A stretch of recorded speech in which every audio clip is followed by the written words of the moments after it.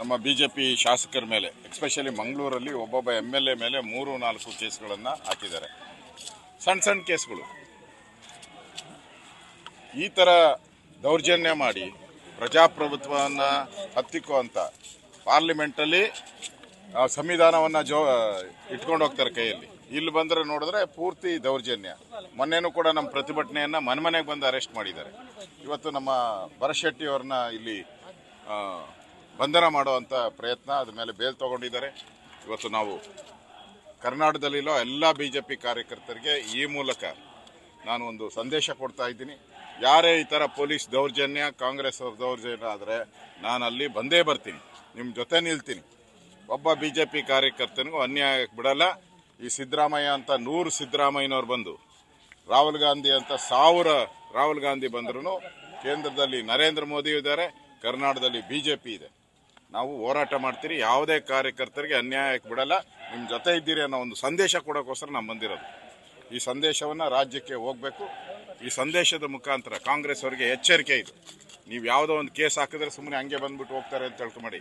ಎಲ್ಲ ಸ್ಟೇಷನ್ಗಳಿಗೂ ಬರ್ತೀರಿ. ನಾವು ಬಂದು ನಮ್ಮ ಕಾರ್ಯಕರ್ತರಿಗೆ ಬೆಂಬಲಕ್ಕೆ ನಿಲ್ತೀರಿ.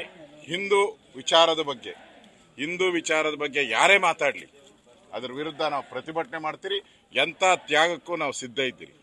ಹಿಂದೂ ವಿಚಾರದಲ್ಲಿ ನಾವು ಎಂಥ ತ್ಯಾಗಕ್ಕೂ ಬೇಕಾದರೂ ನಾವು ಸಿದ್ಧ ಇದ್ದೀರಿ ಅನ್ನೋ ಮಾತನ್ನು ರಾಜ್ಯದ ಕಾಂಗ್ರೆಸ್ಗೆ ನಾವು ಕೊಡ್ತಾ ಇದ್ದೀರಿ. ಇವತ್ತು ಭರತ್ ಅವರ ಒಂದು ಹೋರಾಟಕ್ಕೆ ನಾವೆಲ್ಲ ಬೆಂಬಲವನ್ನು ಕೊಟ್ಟಿದ್ರಿ. ಯಾವುದೇ MLAಗೆ ಈ ಥರ ಆದಾಗ ಅವ್ರ ಜೊತೆ ನಾನು ನಿಲ್ತೀನಿ ಅನ್ನೋ ಒಂದು ಭರವಸೆಯನ್ನು ಅವತ್ತು ಕೊಡ್ತಾ ಇದ್ದೀನಿ. ವಾಲ್ಮೀಕಿ ನಿಗರಣ ಬ್ರಹ್ಮಾಂಡ ಭ್ರಷ್ಟಾಚಾರ ಸ್ವತಃ CM ಅವ್ರ ಕುಟುಂಬ ಪಾಲ್ಗೊಂಡಿರೋದ್ರಿಂದ ನನಗನ್ಸುತ್ತೆ CM ಅವರು ಒಂದಲ್ಲ ಒಂದು ಟೈಮಲ್ಲಿ ರಾಜೀನಾಮೆ ಕೊಡಲೇಬೇಕಾಗ್ತದೆ. ಆ ಪರಿಸ್ಥಿತಿಗೆ ಬಂದು ನಿಂತುಬಿಟ್ಟಿದೆ. ಇಡಿ ದಾಳಿ ಯಾವಾಗ ಬರ್ತತೆ? ಬೇನಾಮಿ ಬಂದಾಗ ಇಡಿ ದಾಳಿ ಬಂದೇ ಬರ್ತೈತೆ. ಅದು ಕಾನೂನನ್ರಿ. ಬೇನಾಮಿ ಅಂದ ತಕ್ಷಣ ಇಡಿ ಬರ್ತೈತೆ. ಇಲ್ಲಾಂದ್ರೆ ಇಡಿ ಯಾಕೆ ಬರ್ತೈತೆ? ಬರಬೇಡ ಅಂದ್ರೆ ನಿಂತೋಗುತ್ತಾ? ಈಗ 3 ಕೋಟಿ ಮೇಲೆ ಅವ್ಯವಹಾರ ಆದರೆ ಅಲ್ಲಿ ಬಂದೇ ಬರ್ತೈತೆ ಇಡಿ.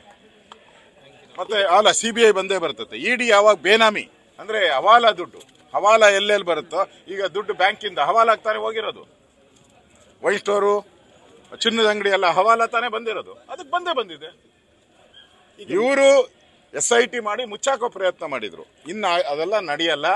ಇನ್ನ ಈ ವಾಲ್ಮೀಕಿ ಹಗರಣದಲ್ಲಿ ಏನು ಬಡವರು ದುಡ್ಡು ನಿಂತಿದ್ದಾರೆ, ಅವ್ರ ಶಾಪ ಈ ಸರ್ಕಾರಕ್ಕೆ ತಟ್ಟತೆ. ಆ ST ಜನಾಂಗದ ಶಾಪದಿಂದ ಈ ಸರ್ಕಾರ ಪತನ ಆಗ್ತೈತೆ.